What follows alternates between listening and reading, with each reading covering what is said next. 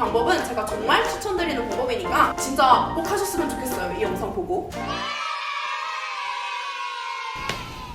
Hi everyone, my name is Ria from Studio Shark Crew. 안녕하세요 여러분, 스튜샤 유월입니다.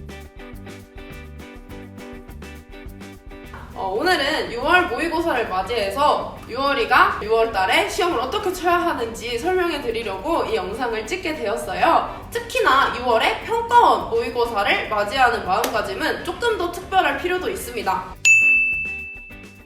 6월 모의고사가 그럼 왜 중요할까요? 저는 4가지로 나눠봤는데요. 첫 번째로 시험장 분위기였어요. 사실 6월 모의고사처럼 수능과 같은 분위기에서 시험을 친다는 게 되게 흔치 않은 그런 기회거든요. 그렇기 때문에 6월 모의고사에서 내가 컨디션 조절을 잘 했는지, 지금까지 해왔던 게 맞는지 확인하는 지표가 됩니다. 두 번째로는 시험 문제. 시험 문제를 보면은 이제 수능이 어떤 식으로 출제될 것이고 평가원이 이제는 어떤 심령을 내고 또 어떤 식의 사고방식을 원하는지를 알 수가 있게 됩니다. 그렇기 때문에 문제가 중요하게 되는 것이고요. 세 번째로는 바로 점수예요. 이번에 29, 30번 찍어서 맞췄다, 실수해서 틀렸다 이런 게 중요한 게 아니라 지금까지 공부해온 방식이 평가원이 원하는 방식과 맞는지, 다르다면 어떤 식으로 다른지, 내가 어떤 식으로 고쳐나가야 하는지가 정말 중요한 지표가 되는데 그게 바로 점수예요. 네 번째로는 등급이죠.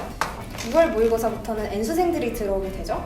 등급을 통해서 나의 전체적인 위치를 알 수 있게 되는데요. 하지만 그거에 너무 불안해하거나 우울해하거나 좌절해하지 않는 게 정말 중요합니다. 그냥 자기가 어디 정도에 있는지 겸허히 받아들이는 그런 정도로만 인식을 하셨으면 좋겠어요.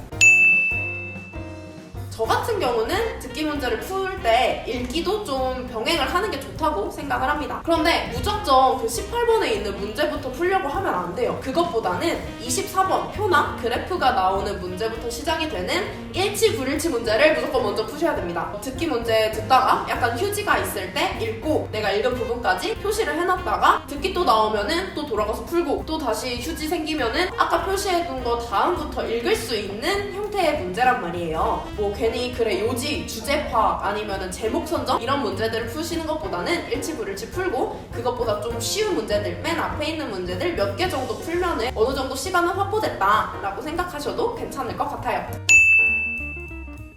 근데 아무래도 영어 같은 경우는 모르는 단어가 나올 확률이 당연히 높죠. 많은 사람들이 뭐라고 말하냐면 그럴 때는 맥락을 파악하세요 라고 얘기하는데 도대체 맥락을 파악하라는 게 무슨 말인지는 잘 안 알려준단 말이죠. 제가 생각했을 때 그 맥락을 파악하라는 거는 진짜 앞뒤 문장으로 단어 의미를 단순히 유추해라 이런 게 아니라 글 전체의 구조, 형식을 파악하라는 의미인 것 같아요. 그래서 예를 들어서 한번 설명을 해볼게요. 제가 가져온 문제가 이 작년 6월 모의평가 때 오답률이 꽤나 높았던 39번 문제인데 사실 막 수능 영단어가 진짜 상상을 초월할 정도로 어렵진 않거든요. 그래도 뭔가 뜻이 와닿지 않을 때가 굉장히 많이 있어요. 예를 들면은 이거는 문장을 삽입하는 순서를 맞추는 문제인데 저기 주어진 문장에 있는 뭐 클리니컬 이런 것도 뜻이 쉽게 와닿지가 않고 뭐 플립사이드 뭐 동전 반대편인데 왜 갑자기 동전이 나온지도 모르겠고 그냥 지문을 읽어 나가다 보면은 뜻을 알 수 없는 단어들이 있거나 아는 단어긴 한데 뭔가 문장에서 무슨 의미로 쓰였는지 애매모호한 단어들이 굉장히 많이 있어요. 하지만 모르는 단어가 나왔다고 해서 그리고 앞뒤 문장으로 유추할 수 없다고 해서 절대 자신감을 잃으면 안 됩니다. 이 지문 같은 경우에는 voluntary랑 involuntary라는 완전 대조적인 말이 나와요. 정확한 뜻은 모른다고 해도 여러분들 voluntary랑 involuntary가 반대말이라는 건 알잖아요. 그러면 이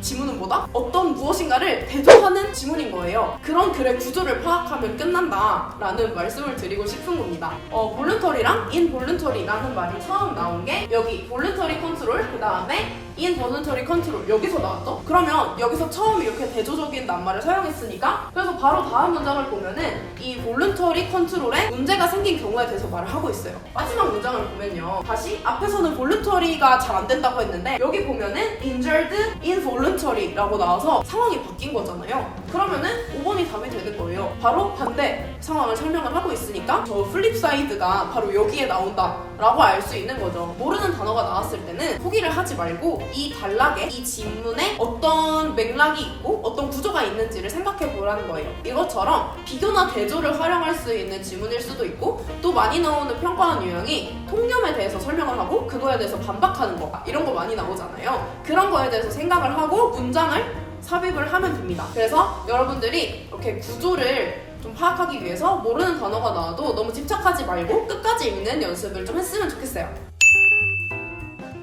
국어에서도 비문학이나 문학을 풀기 위해서 앞에 화장문을 빠르게 풀듯이 영어에서도 뒤에 빈칸 문제나 고난도 문제를 풀기 위해서 앞에 일치불일치 문제나 도표 문제나 주제문 문제를 빠르게 풀어야 된다고 생각을 합니다. 그렇기 때문에 시간이 부족하다면 그런 곳에서 시간을 줄이는 연습을 해야 돼요. 제가 생각하는 영어를 빨리 풀고 빨리 지문을 읽는 방법은 일단 첫째로 반복되는 단어를 찾는 게 중요하다고 생각해요. 두 번째는 접속사나 강조 어구를 찾는 게 중요하다고 생각합니다. 그리고 세 번째로는 맨 앞 문장과 맨 뒷 문장을 찾는 것이 중요해요. 이렇게 세 가지 방법으로 읽다 보면은 빈칸 문제는 좀 더 쉽게 수월하게 풀 수 있고, 그리고 주제문 문제처럼 좀 더 쉬운 문제들은 바로 답을 찾을 수 있습니다. 시간이 그럼 반대로 남았을 때는 뭘 하면 좋을까? 한 3단계 정도로 검토를 해봅시다. 첫 번째로는 문법 문제를 검토를 하면 좋을 것 같아요. 뭔가 알고만 있다면 쉽게 맞출 수 있지만 반대로 좀 실수를 하기에도 쉬운 부분이니까 문법 문제 아니면 적절한 단어 찾는 문제들을 한 번 더 점검을 해보면 좋을 것 같아요. 그 다음에 두 번째는 뭐냐면 별표치 문제들을 다시 봐야겠죠. 별표치 문제로 돌아가는데 이때 중요한 건 뭐냐면 완전 새로운 마음가짐으로 그 문제를 보세요. 여러분들이 별표를 쳐서 어렵거나 헷갈렸다면 충분히 실수를 하거나 잘못된 방향으로 읽었을 가능성이 높잖아요. 그러니까 이미 내가 고른 답을 정답으로 상정을 하고 전제를 해두고 다시 읽지 말고 이거 내가 지금 처음 보는 문제다, 다시 처음부터 잘 읽어보자 하고 읽어야 좀 내가 혹시 했을지도 모르는 실수를 발견할 때 도움이 될 것 같습니다. 마지막 세 번째는 뭐냐면요, 이거 진짜 제가 부탁하는 건데 OMR 카드 체크를 하세요. 하나를 빼먹었다거나 아니면 밀렸었다거나 아니면 한 문제에 2개 체크했다거나 그런 실수가 진짜 자주 일어나는 것 같아요. 저도 실제로 수능 때는 다행히 안 그랬는데 모의평가 볼 때 그런 실수를 한 적이 있었어요. 영어뿐만 아니라 다른 과목에도 해당이 되는 얘기겠죠? 시간이 이왕 남은 거 OMR 카드 체크 잘했는지 확인하는 습관을 꼭 들이세요. 모의고사에서부터 이런 거를 훈련을 해둬야 정말 실전에서 똑같은 실수를 아니면 이것과 비슷한 실수를 하지 않게 될 것 같아요. 영어 시험은 보통 점심시간이 지난 후에 보게 되잖아요. 그러다 보니까 좀 긴장감이 좀 풀려요. 그리고 이제 밥을 먹었기 때문에 졸릴 수가 있어요. 근데 저 같은 경우는 점심을 많이 안 먹었어요. 느끼하다가 졸까봐. 근데 이거는 또 사람마다 다른 거니까 자기가 어떻게 하면은 영어 시간에 집중을 계속 이어나갈 수 있을지 한번 생각해보는 시간을 가지시고요. 제가 추천해드릴 수 있는 거는 미리 자기가 지금까지 풀었던 영어 문제들 중에 정말 헷갈렸던 거, 한 2번, 3번 풀어도 계속 똑같은 실수를 했던 거, 아니면 좀 어려운 문장이 계속해서 나오는 문제들, 이런 거를 하나에서 2개 정도만 가위로 잘라가지고 갖고 있다가 이렇게 보세요. 너무 막 문제집 한 권 다 갖고 가면은 시험 전에 꼭 헷갈리는 것도 계속 보이거든요. 그러면 이거 망했다 이러고 다 보느라고 시간 다 잡아먹어요. 그래서 애초에 그럴 일 만들지 마시고 한두 개, 좀 욕심부리면 3개 이렇게 잘라가지고 영어 시험 직전에 보세요. 그러면은 걔는 좀 어렵거나 내가 좀 약한 유형일 거 아니에요. 그래서 시험 직전에 보면은 영어 지문을 읽기 위한 그런 뇌 구조로 세팅을 다시 할 수가 있게 되고요. 그리고 내가 오답들을 한 번 더 확실하게 보고 가는 거니까 약간의 자신감이 붙는 효과가 나올 것 같아요. 이 방법은 제가 정말 추천드리는 방법이니까 정말 지금 당장 문제 몇 개 잘라서 가서 볼 수 있는 거잖아요. 진짜 꼭 하셨으면 좋겠어요. 이 영상 보고.